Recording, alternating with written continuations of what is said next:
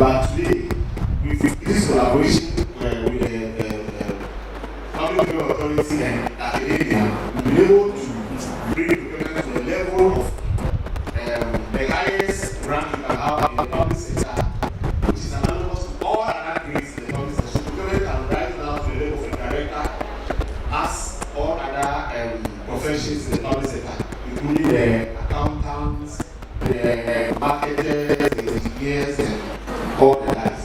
This will have been possible without cooperation and collaboration within academia and industry.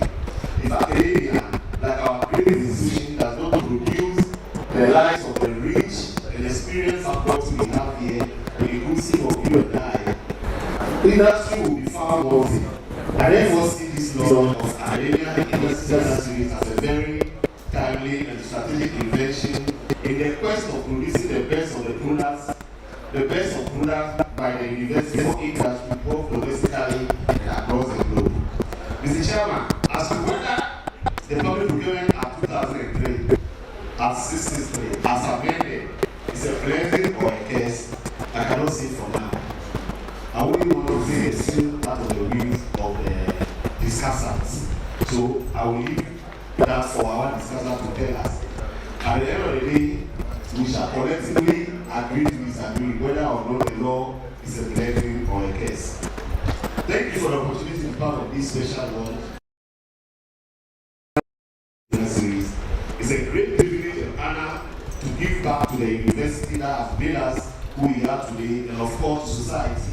So I shall always avail myself for all upcoming seminars after today's, if there need be. God bless us all. Thank you very much.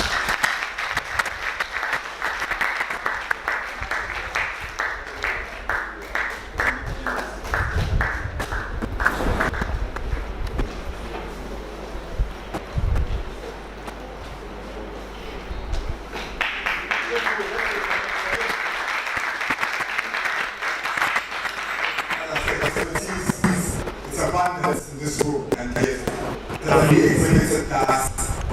Let's give it up. Let's give it up.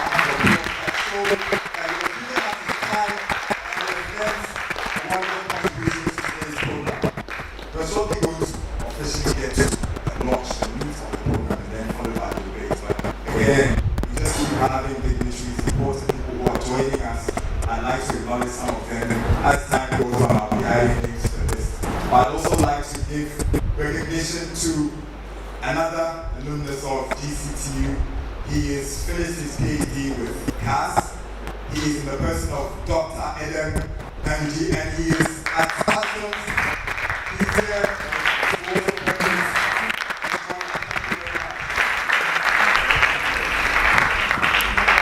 We also have Dr. Aso, who is the head of the economics here at GCTU. Thank you very much.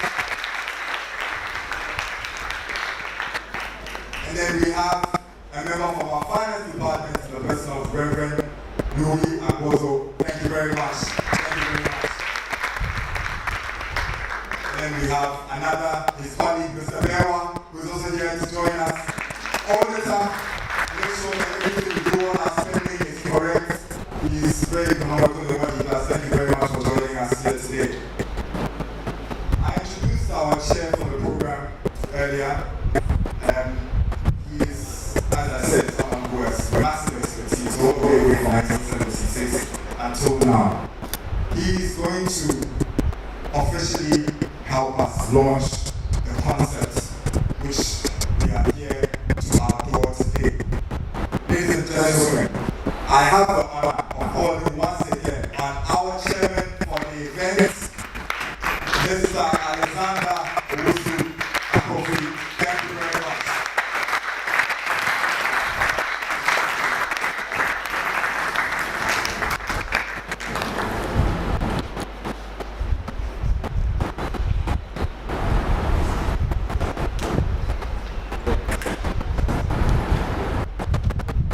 Before the official launch, I want to say that today, our students here,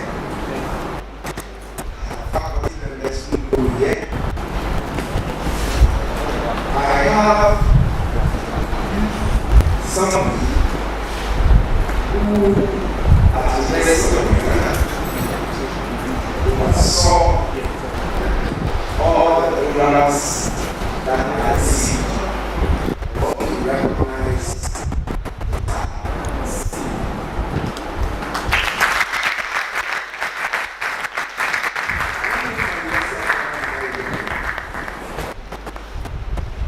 again.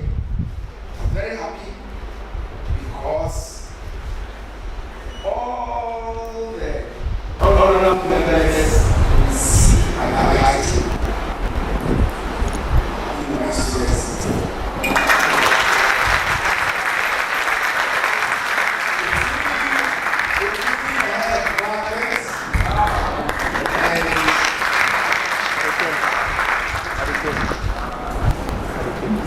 So, it is not new at all. It is only today that PCTU is launching the collaboration between academia and industry. When I retired from GPH, I immediately joined academia and I joined the University of Activities. Now it's PCH. Since 2010, I've been lecturer, academic lecturer in this semester, and I'm so proud. That collaboration between industry and academia began long time ago, and the fruits is what I see here. We have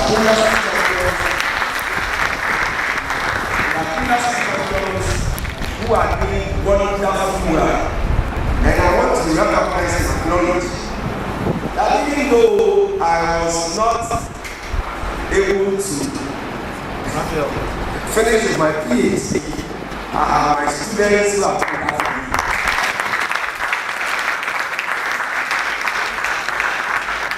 Congratulations. Industry and academia is looking out to you to continue.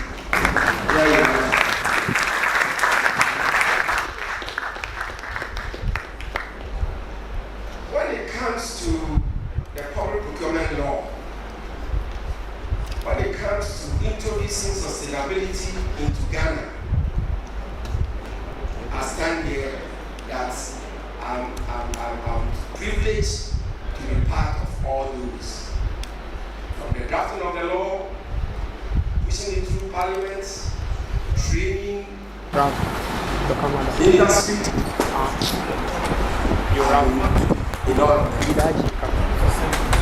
so it is a good idea to blend academia with industry. Academia will not be able to be part of society when academia is not able to find a gap and the need of industry and pursue that. I have summarized a lot of theses in this semester, and I want to draw faculty attention to the fact that let our theses reflect the needs of society and industry. I'm not here to pass judgment, but a lot of us don't take our attention serious. Don't take our thesis serious. It is that singular aspect that will make academia so meaningful to industry and society. On this note, I singularly, on behalf of my colleagues, launch this laudable, innovative way of academia collaborating with industry. I so launch.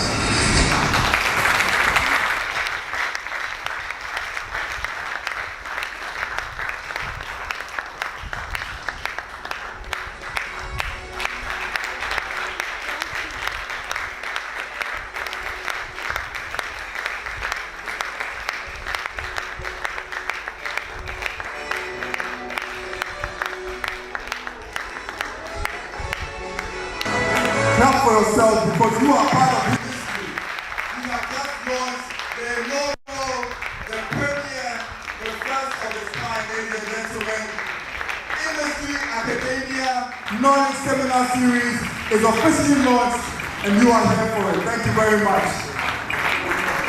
We are going to hear from our choir again before we get to the next part of the program, but I'd like to acknowledge the presence of another very important person who has joined us. The Dean of the GCTU Business School, who has been instrumental in putting himself behind this and making this a reality. Professor George Ampon, thank you very much. All right, well, you can take it away. Thank you very much. Sit back, relax. The program is now going to start. I hope the contestants are ready. Yeah, the VIP. Yeah, that's right. All right, thank you very much. Okay, quiet, let's go. Thank you.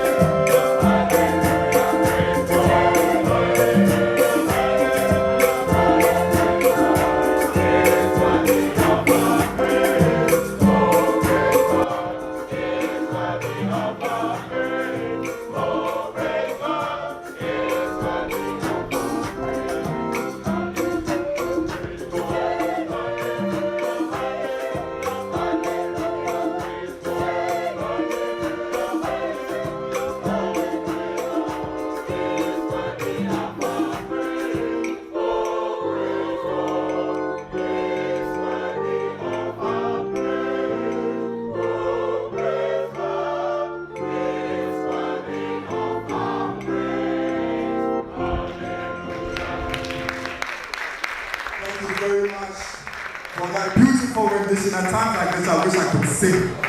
They really know how to lift the mood and make the atmosphere very special. Thank you very much. Let's give it up for them one more time, I think. Again, I want to take the opportunity to introduce some more of our special dignitaries, special guests. We have Professor Amako, who is the Director for the Office of Research, Innovation and Consultancy here at GCT. Thank you very much for joining us. I can see Dr. Vera Masanti here. She is the Director of General Administration and Operations here at GCT. I can see Mr. Samuel Segla, who is the President or the Chair of the UTAG, the GCT chapter. Let's give it up for him. He's also a faculty member as well. We have Mr. Mark Ofori Ketia, who is the administrator at the graduate school. Let's give it up for him. Thank you very much. I'll be introducing others as we go along, as I've said. So we are now at the meat of the program, and I've had the opportunity to interact with the debaters before we began this event, and I want to tell you, they're not here to play. These guys are, I don't know, they don't like each other, I don't know if there's personal grudges. When I found out that they're all in the same class and they all interact together, I was surprised because the heat is on, the rivalry is on, and they are led by their coaches as well, who I think the rivalry for them is even more intense. And these are coaches not in the like of the Graham Potters of the world and the Mourinho's, but these are coaches who know what they're about. I want to give an opportunity for them to join us at the high table. I'll ask the high table members to kindly replace them, and then they will come up and then they will join us. We will now start the official debate, which is going to crown our event today. Ladies and gentlemen, please, let's give it up for our high table members. Let's give it up for them. Let's give it up for them. Thank you very much for joining us. Thank you very much for your contribution as well. We really appreciate your time. We really appreciate what you have contributed to the program so far. So, I don't know how many of you have witnessed the debates before. How many of you, raise your hands, have you witnessed the debates? How many of you have been? Today is like no other. It's not like anything you've ever seen before. Because today is a battle of minds, it's a battle of words. It's not going to extend to the battle physically, but I'm sure if they had a chance, they will do that. Because like I said, the rivalry is intense here. So, without further ado, I'd like our coaches, first of all, to join me here on the stage. Our coaches, let's welcome them. I'll introduce them to you shortly. Thank you very much. Let's give it up for them.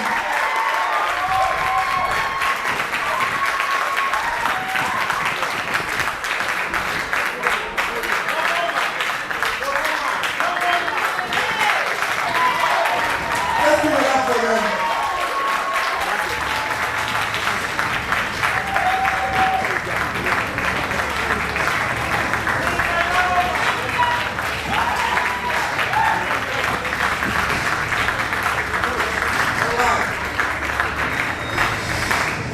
I think you can tell that the coaches, they've made an impact. Our first coach for Group 1 is in the person of Dr. Noble Adebon.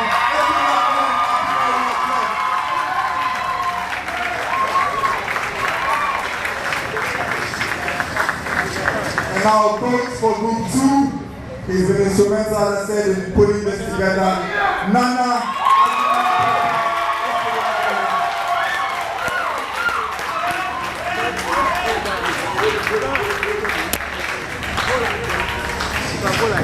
Alright, so, no particular order. I am now going to introduce the contestants to you. The people who are going to be backing, who are going to give everything here today. When we leave here, like I said, we are going to learn because they're going to impart knowledge to us as well. It's not just about a battle. It's not just about the competition, but they're also going to contribute knowledge. Because that is why we are here after all. So, I will start with Group 2. I don't want to be biased. I'll start with Group 2's members. First of all, we have gender balance, Rosina Donko. Please, let's welcome her. Thank you very much, Rosina.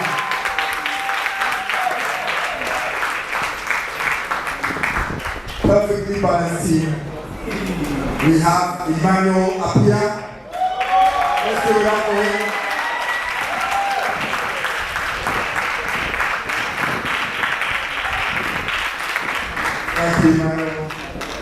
We have Bernice Hoga. Let's give it up for her too. You can see the look of seriousness. Smile a little bit there. Why? You guys are looking too serious. We need to see some joviality in the thing. We're not going to kill each other like that, okay? Alright. Last but not least, we have Jonas Senor Adoche.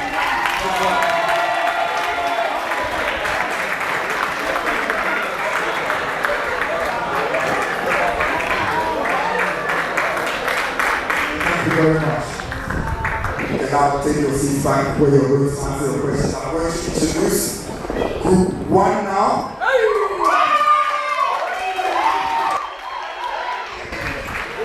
Group 1, who is coached by Dr. Noble Adebon.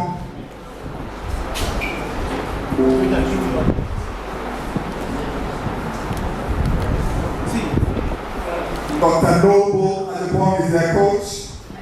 The first member of the team, Abigail Anderson.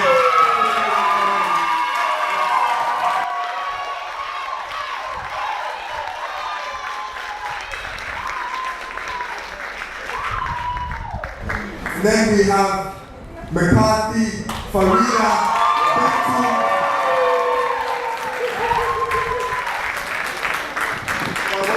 So you guys make sure that the balance was perfectly equal. You know that the ladies are shots anyway, so it's going to happen. So we're looking up to you. Alright, then we have Abednego Asase, our plan.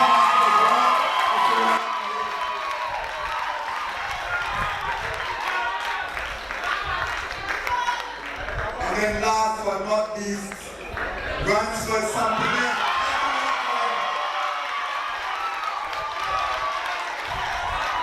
Alright. So now, we are going to let our contestants take their seats. We are going to get into the debate. So please, contestants, please take your seats, coaches.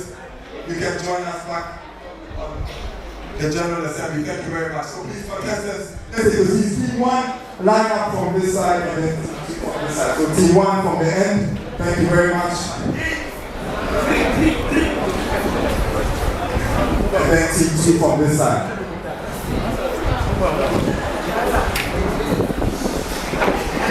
Someone come with a laptop and please. Alright. I told you they didn't come to play. So we have a few ground rules. We've gone through it with the contestants, but I'd like to let you all know how this is going to happen.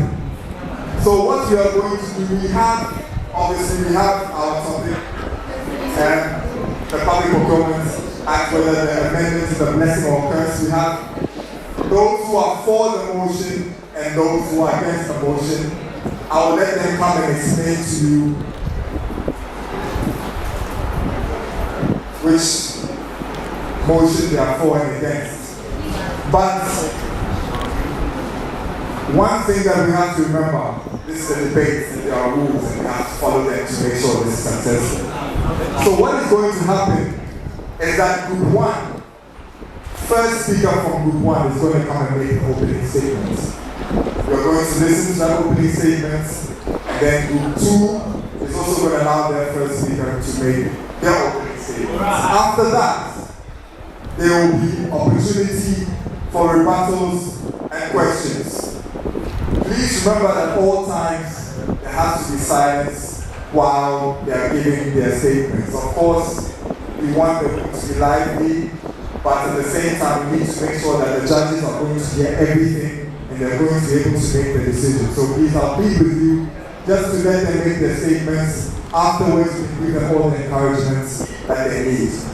As I said, the rebuttals will follow in order. I'll coordinate that, but we'll have rebuttals from each side as and when they occur. So, without further ado,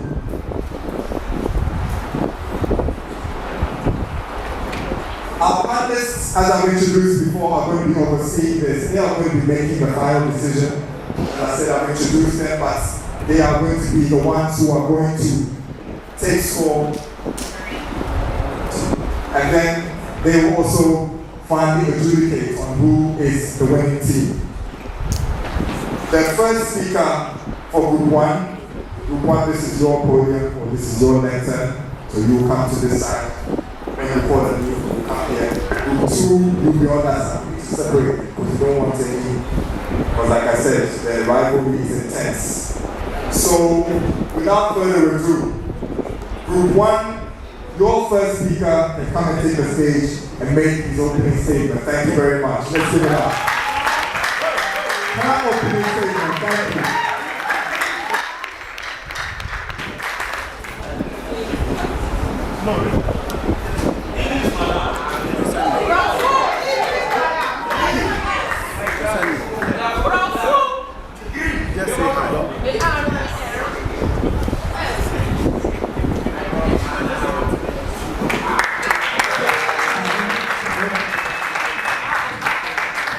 Okay, thank you very much for this opportunity.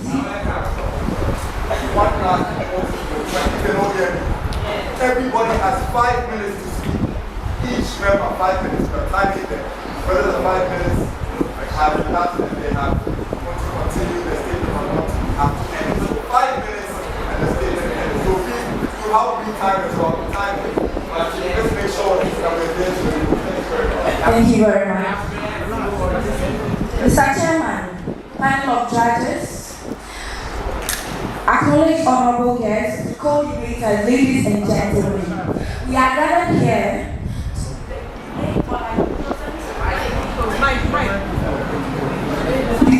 my important topic that is very crucial.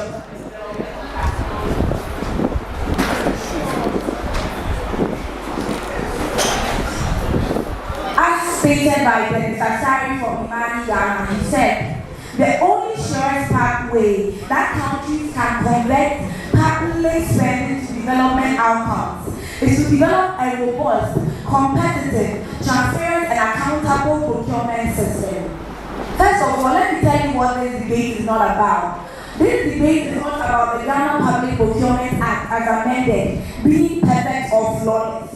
But this debate is about whether the Ghana Public Procurement Act has had a positive impact in the procurement processes of Ghana as a whole. The Act has contributed to improvements in transparency, accountability, fair competition, and efficiency in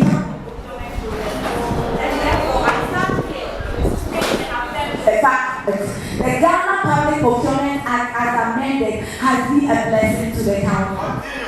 Why has the Public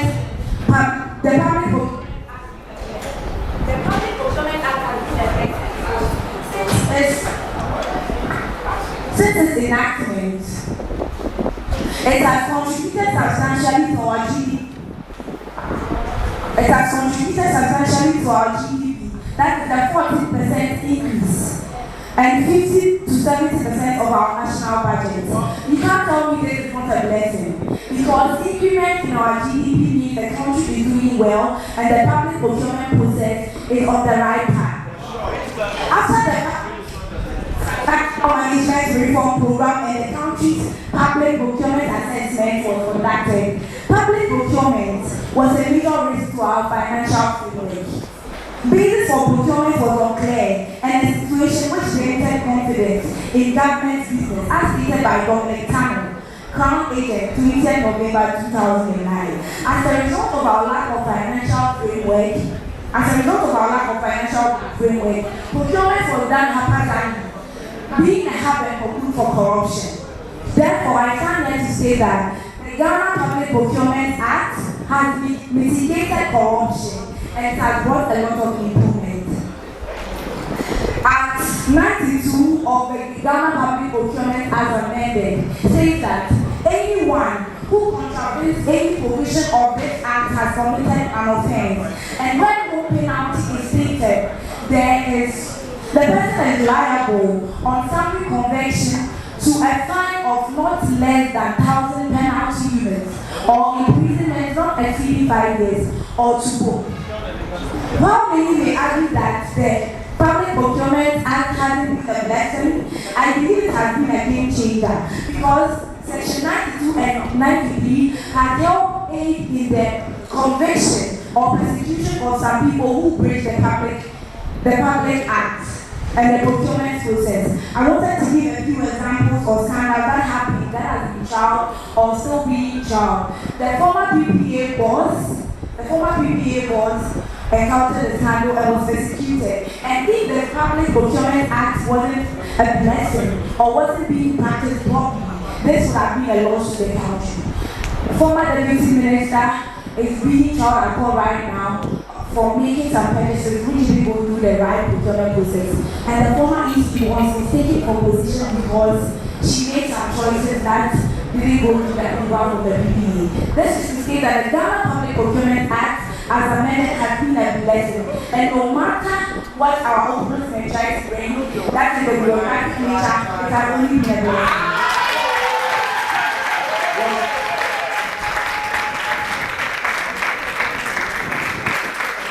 The definition of taking something one time. Excellent.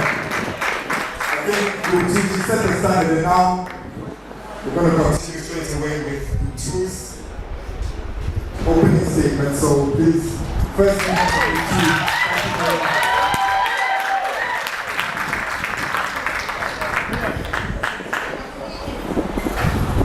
Good afternoon, Mr. Chairman, distinguished guests, dignitaries present, and so on.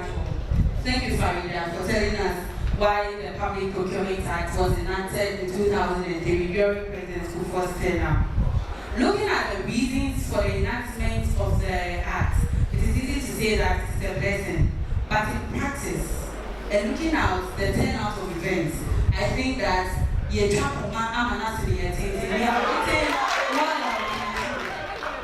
so it is estimated that about 10 to 11% of the country's GDP is spent on public procurement annually, according to the Market Center for Policy and Education. And in view of the fact that a country's development is a reflection of the efficiency of its procurement system, it is very important that public funds are used appropriately to achieve value for money. However, the said value for money is not being achieved. Due to, first of all, lots of paperwork and bureaucracy, like she said, right from advertisement to contract award. So every government that is voted into power has 4 years to implement its projects and policies. And so because of the laborious nature, there is a tendency to want to fast track the process. According to the Attorney General's Department report on procurement irregularities, 8 out of 10 cases, public institutions did not abide by the law. That is because they agree that they believe it is time consuming and then we would make them not be able to implement so much before their tenure is over. Mind you, the populace, we as Ghanaians, we judge government by the amount of or the number of projects they are able to undertake and implement before their tenure is over. So that is one. Secondly, there is this perception that wherever there is procurement, there is profit and there is interest. So people believe it's an avenue for them to gain personal advantage. And so we talk of corruption, that's what I'm trying to say. Political interference, insider manipulations, bribery, collusion. We're all in this country when Manase Azuri released a documentary entitled A PPA Boss. So there is a tendency for all of that to happen. In fact, according to the Attorney General's report, the Attorney General Department is my friend for this afternoon, by the way. He estimates that in the last 10 years, that's from 2010 to 2020, 143 million Ghana cedis was lost due to irregularities in the case of departments, ministry departments and agencies. And in the case of public bonds and corporations, the Auditor General estimates about 1.04 billion cedis lost through irregularities. And the trend of these irregularities was through single source and restricted tendering. So what it looks like is that we are hiding behind legality to do illegal things. I don't see how we refer to this as a blessing. Some was financial loss to the state. I will oppose the motion every day. Finally, increase cost. I believe if you walk outside to purchase a tin of milk, the price will be given will be different from the price a vendor will quote. Why? Because of the cost involved in acquisition of documents and permits. If a vendor goes to, for instance, GRO to get a TCC, tax clearance certificate, they'll tell you it's 1 Ghana cedi. Before the vendor did the bid, he would have spent more. Look at bid security and all of that. So the price, all this cost is reflected on the price of the item, which is paid with public funds. Look at evaluation. People on evaluation are giving legal tender, mula, l'argent. All is paid with public funds. So you make the whole process very, very expensive. So if after the introduction of the act and all the reforms that have come afterward, we still have these issues to tackle, then I think that we are doing ourselves a disservice to believe that it is an absolute blessing. Okay, so please, I beg to differ. I'll differ any day. The Public Procurement Act makes room for manipulations, and so we have to look at compliance before we can hold that is the blessing. Thank you.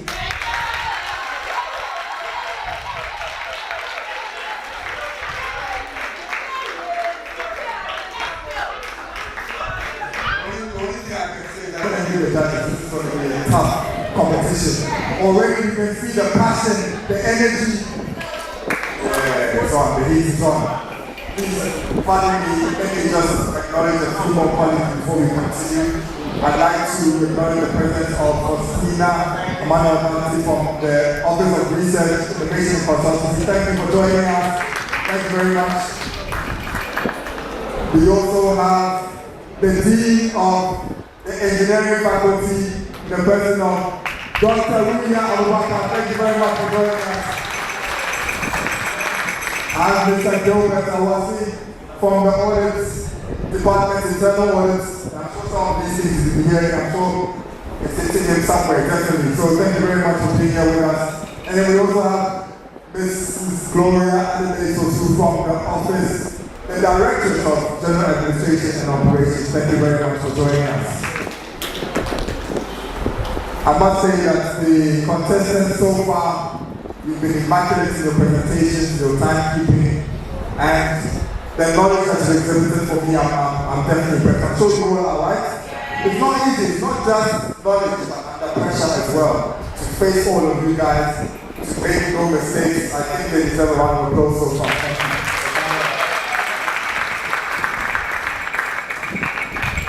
They really encapsulated the term, the phrase, what a man can do. Thank you very much. Really appreciate you for what you've done. So now, we are going to go to our rebuttal section. This is where we are now to respond to the opening statements. And so, we have to go in order. Even though Group 2 has given theirs now, we have to go back to Group 1 for them to respond if they have any response, or if they have any questions, if they have anything that wants to contribute to what the other team has said. So they'll be given some confirming time, but that falls within the 5 minutes. If you're ready, please come. The second speaker of Group 1 with your rebuttal. Thank you very much. If you need confirming time, remember the clock starts as soon as I end this statement. The clock starts at 5 minutes for your rebuttal. So even if you're going to be conferring, it falls within the 5 minutes. So you can take your time, but like I said, it eats into overall time. You're ready? Great. Abenigo Asase is here to be back. Thank you.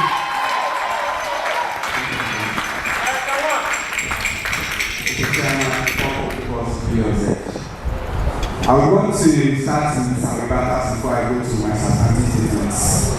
Mr. Chairman, when I hear my opponent mention single sourcing, Mr. Chairman, single sourcing has been stated in the PPA, and therefore, once it goes through all the processes and gets approval to be done, we don't see anything wrong with it.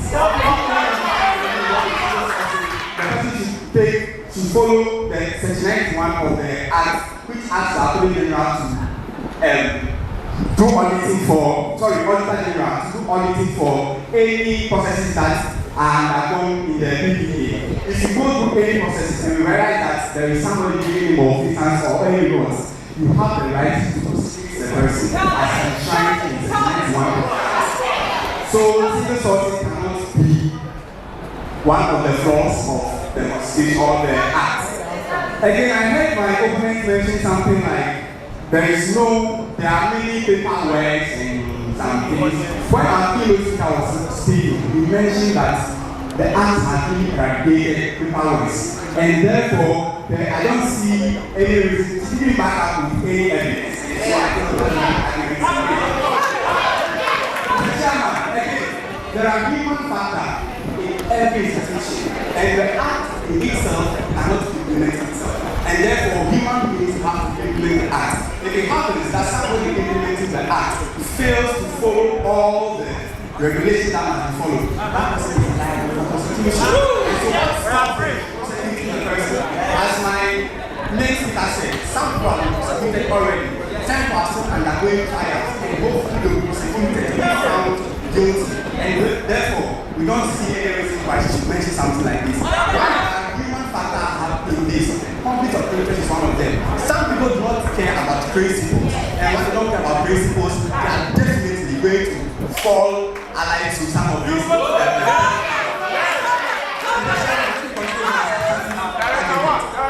The enactment of the Act 63 as amended by Act 914 brings efficiency, effectiveness, speed, transparency, and streamlining of the procurement processes. How does it do this? It's not only about mitigating corruption. How does it do this? If you look at section 3F and 3B, it has evidently stated that the establishment of the Act must help to establish, or the enactment of the Act must help to establish an information system. That information system is a way of transforming our procurement practices for manual processes or paper processes through to a digital pattern or a digital way. And so some of these systems that have been brought on board from the beginning, one of them is the Ghana Integrated Financial Management Information System, IFIS. And specifically for us in the procurement industry, we have the Ghana Electronic Procurement System, GAIS.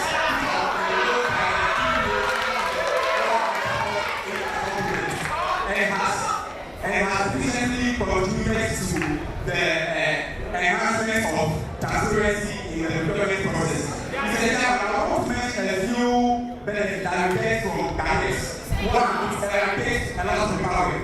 Two, it allows the presence of an audit trail. If we follow all the processes through an e-procurement way or through an electronic way, there is a trace that we can follow. Should the Auditor General want to audit anybody, we just go through the system. Because the system cannot be manipulated just like it's very robust. You contain every evidence and therefore cannot go and manipulate it. So if anyone wants to check about corruption or all of this, you can just go through the system and make sure that we follow all the evidence and have the system. And I will do it as again, it has simplified the procurement processes.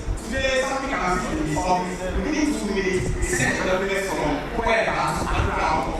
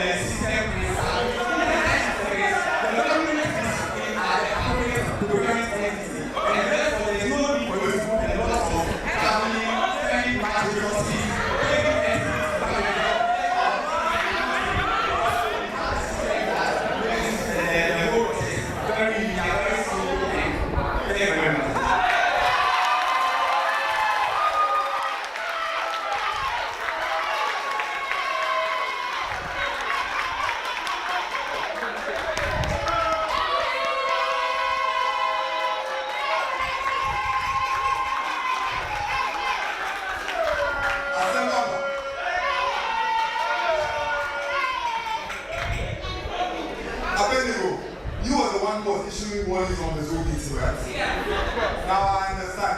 Warning them that he's coming and leading us through that he's coming.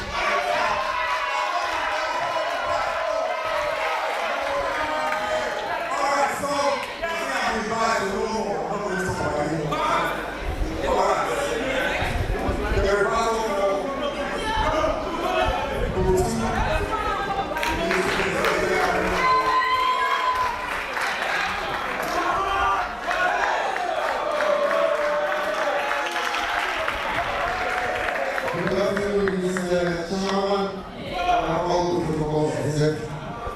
This is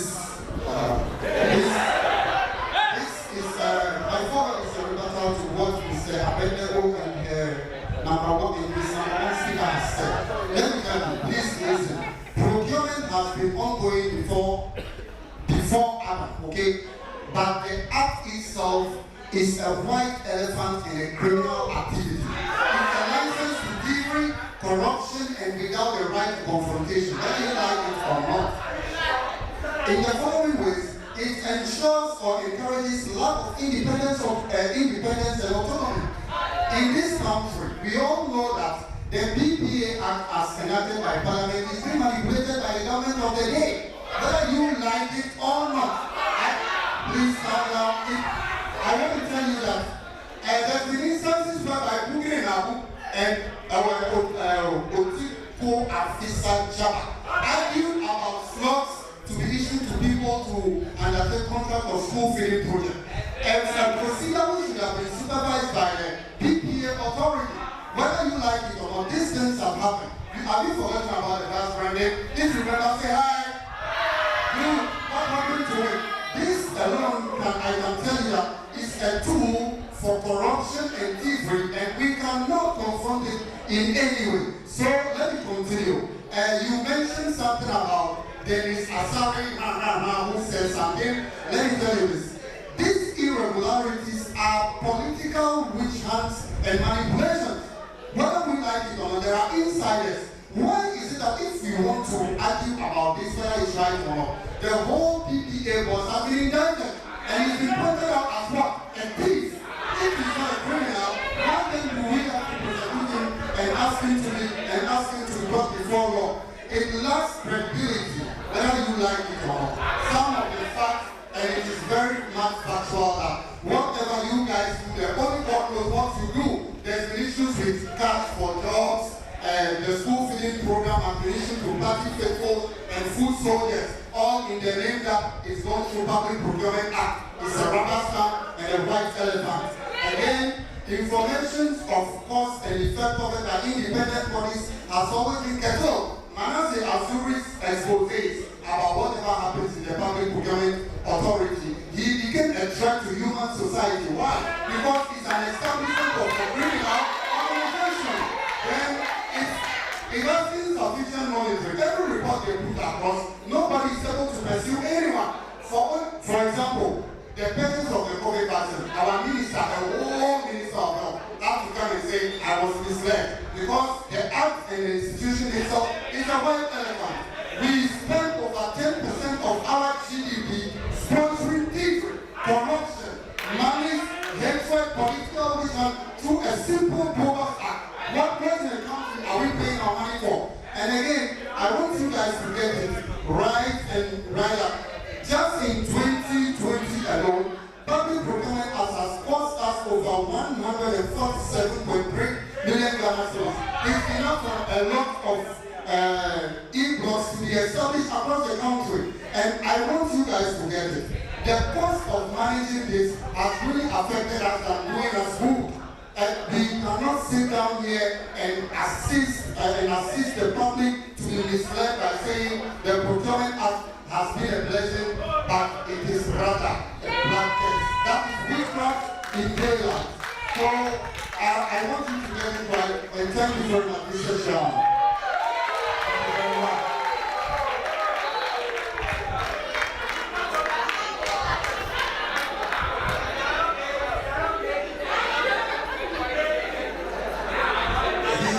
Ramping up. These guys are really impressive. And I mean, you guys want to see something like this again. This has been a success, right? You guys are very big part of it as well. Okay. Now we have an opportunity for the second rebuttal form. If one, so please.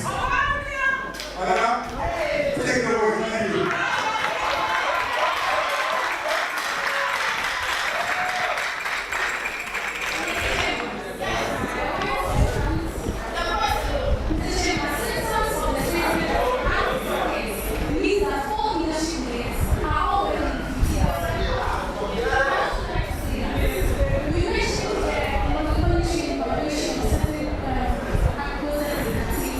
Well, the act provides a new situation and investigation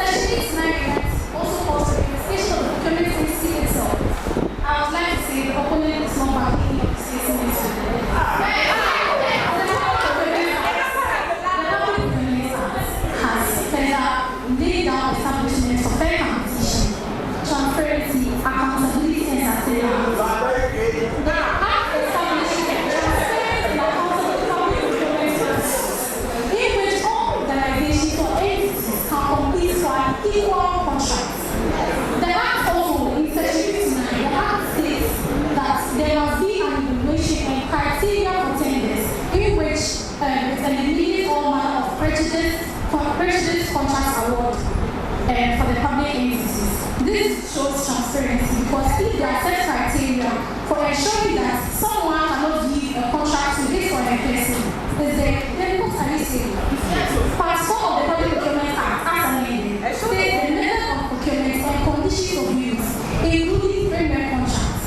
Section 35 provides a base for competitive tendering and clauses for otherwise.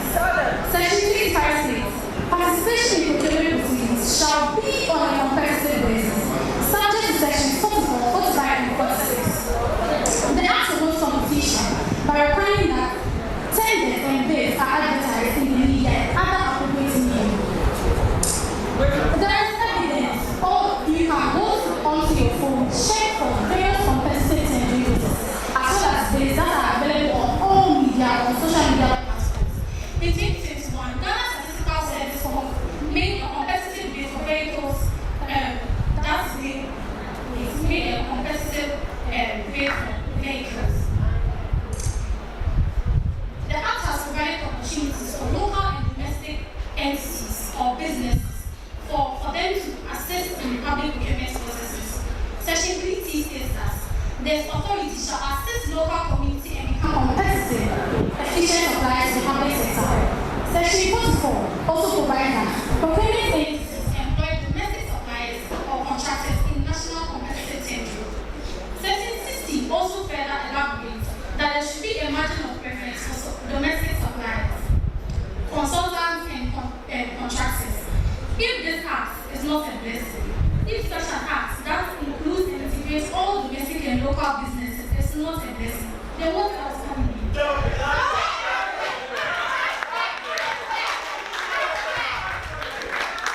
Thank you very much.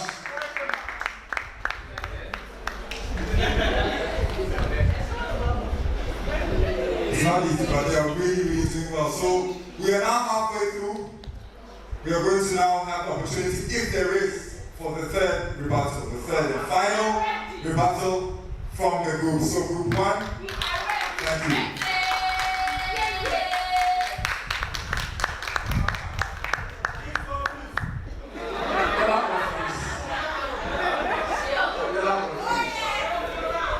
Thank you very much. I have a couple of rebuttals on my first weekend, I think, with the speaker. I don't know what he's talking about. We realize that everything is only in figures. But before the figures come, you said it deals with human something. Fantastic. So before the figures come, humans have already entered into the figures. So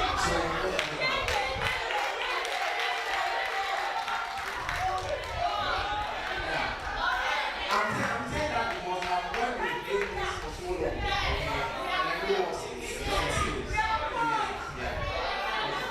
So the second one we are talking about, it seems our contenders here are reciting the acts to us. The others they are reciting, is it in practice? No, they are not in practice. So thank you very much, Mr. Chairman.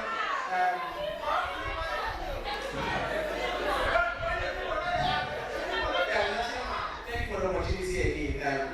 It's my problem, still hearing my opponents here trying to defend that the Public Procurement Act is a blessing. I still don't get it.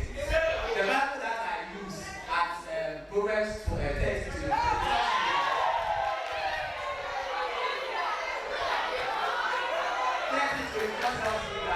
When you spell them wrong, you spoil the child.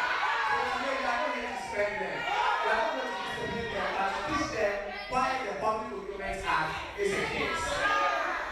Yes, so for the first one, lack and high cost advertisement is one of the reasons why the PPA Act is a case. Why are we saying that? How many of us have seen any tendering news, tendering? You see that you not be able to read it, right? Their approach, how to read it. And it asked me to go further to research. And when I researched, I realized that whatever that comes into the newspaper is confusing to all of us. Only to the suppliers, those who knew understand what's going on. Yeah. And the cost of this comes from say that because we are trying to be transparent, promote transparency and accountability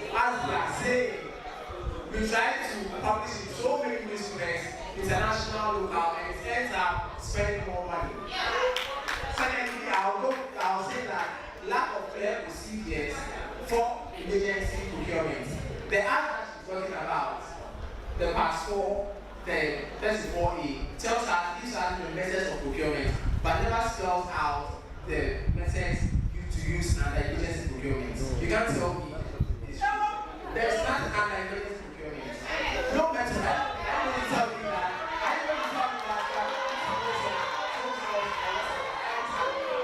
The next one, delay in payment. When you do all the procurement processes, the evaluation whatever, it takes all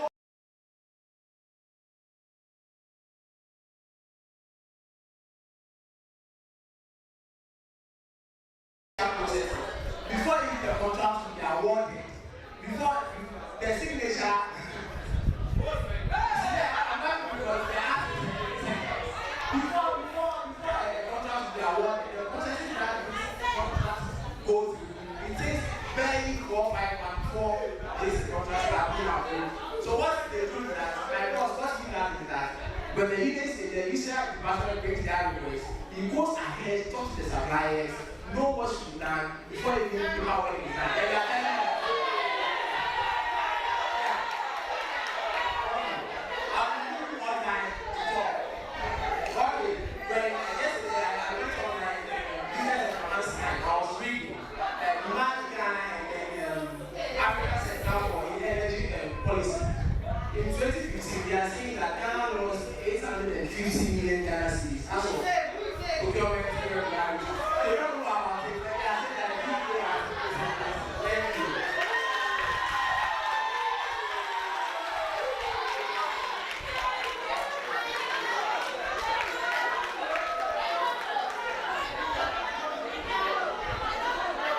No comments. Effectively, we are now going to hear our final statements. Ladies and gentlemen, we welcome to the stage Master Company for the final closing statement. Thank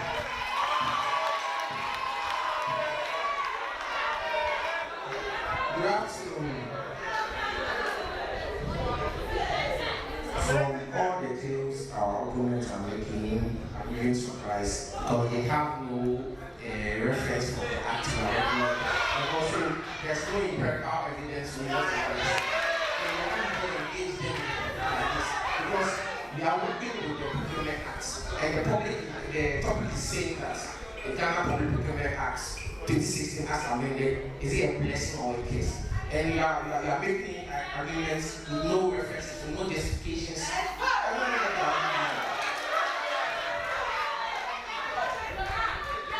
are doing. Okay, so I'm not relating any of the questions to any of the participants here, but from their presentation so far, there is lack of originality. And I dare to say that we should go back and read the act. Speaking about the Public Procurement Act as amended, 2016 as amended, it's brought about sustainability. Our chairman spoke about it that procurement has brought about sustainability in our government. So the Act Part 3, Section 33, in relation to sustainability, the Act gives specifications, plans, drawings, designs on how that everything is supposed to be designed. So without all this thing, how are we going to save our public from this inferior goods? The Act, Part 8, Act Section 83-84 has made provisions for the authority to dispose and the procedures of disposal. So speaking about this, how can you have a procurement system without no disposals? How are you going to dispose your plants, your stores, your equipment?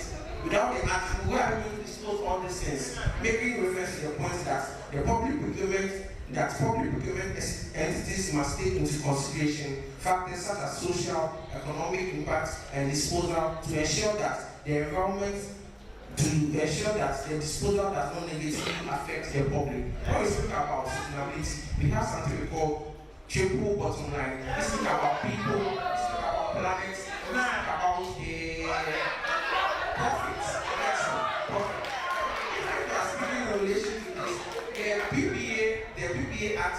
come to help all these things. We are saving our planet by making the environment neat.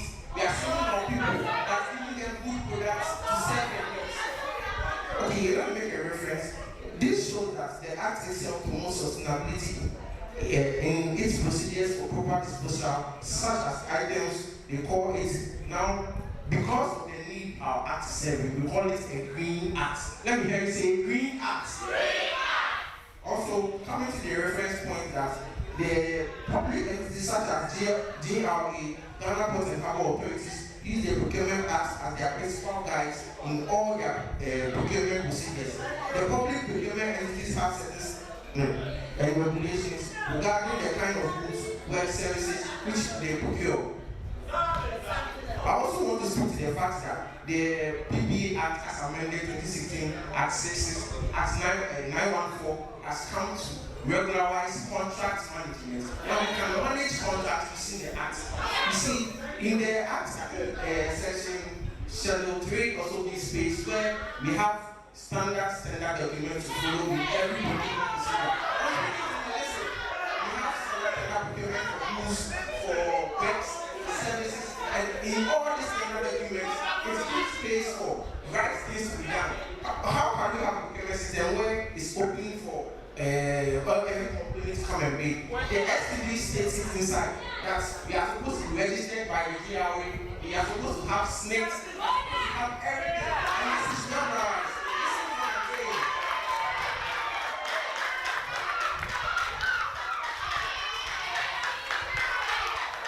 In conclusion, the evidence is getting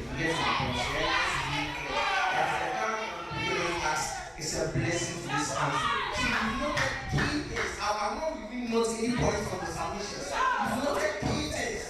The Act has brought about sustainability. As I just said, it has increased the rate of contract management to make value for money. From all I'm saying, for all like that, the Act has been a blessing. Is it a blessing?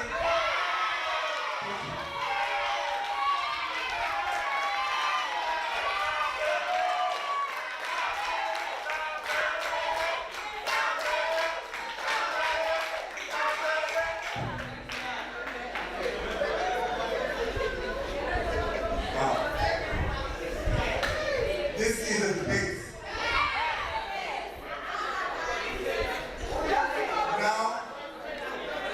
have calling on our very last speaker for the day, but not that he's very saga. Thank you.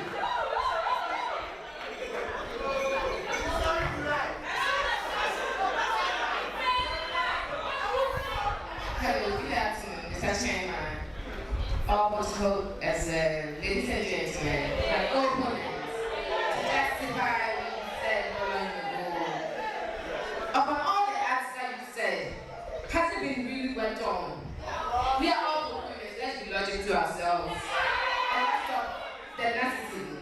Thank you. So to start on, Mr. Chairman, the procurement of Ghana Act 663, that's been enacted on 2023, was promulgated and by Parliament of Ghana to ensure that there's fairness, transparency. Looking at all this, can't you say all things laid down, the necessary things are not done?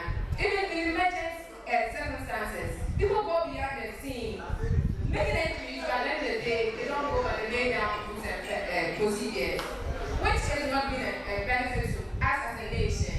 The right has to be struggled. And I have a case supporting my statements. If lawyers would bear with me, there's a case that happened with Ameliao, Mensa, and Osetu, that's 2022, and Dagaba in 2023, by the Public Procurement Act, whereby our procurement laws were used by in percentage wise was really fit the right purpose. It didn't. So to stand here, I would say procurement act is a curse to us as a nation. And as a procurement personnel today, I stand to stand on the motion.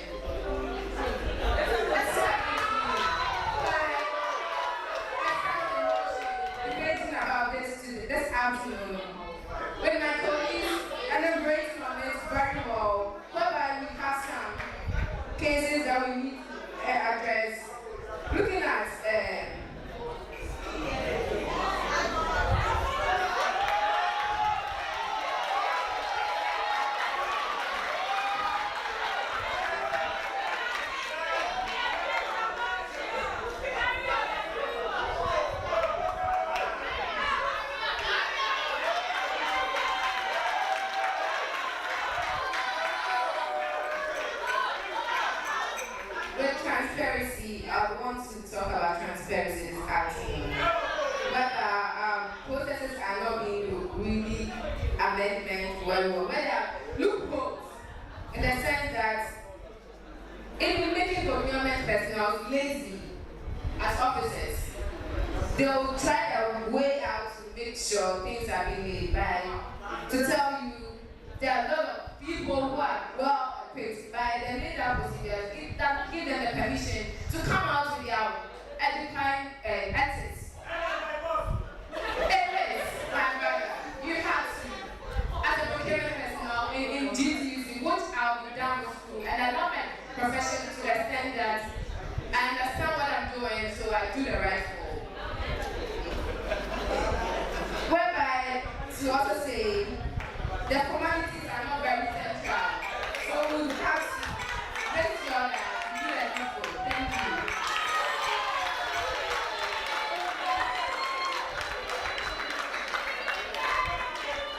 Thank you very much. Let's give it up for all of them.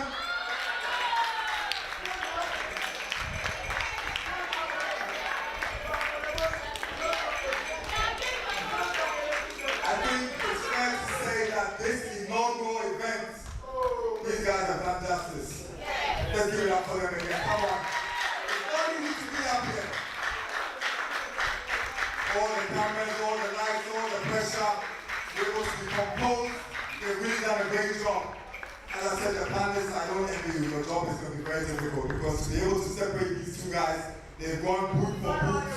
They've really exhibited their knowledge of the content. We have a part of the program now which obviously is difficult but it's fun at the same time. We are now going to attempt to separate these two excellent groups who have conducted themselves with brilliance. I want to congratulate you, and I believe that, as I said, this has set a precedent for the next events, and I'm sure that it's going to be a success in the future. These guys have pioneered this excellently. And again, as they leave the stage, let's give them another round of applause. Thank you very much.